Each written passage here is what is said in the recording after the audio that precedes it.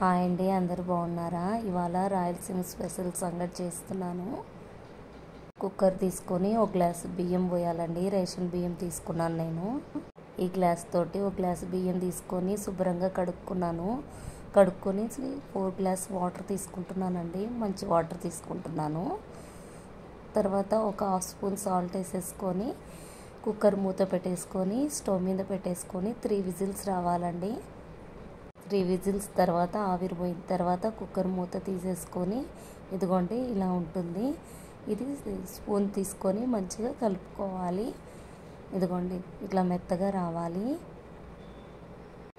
ఇప్పుడు రైపిండి వేసేసుకోవాలండి. 1 కప్పున్నర రైపిండి వేసేసుకోవాలి.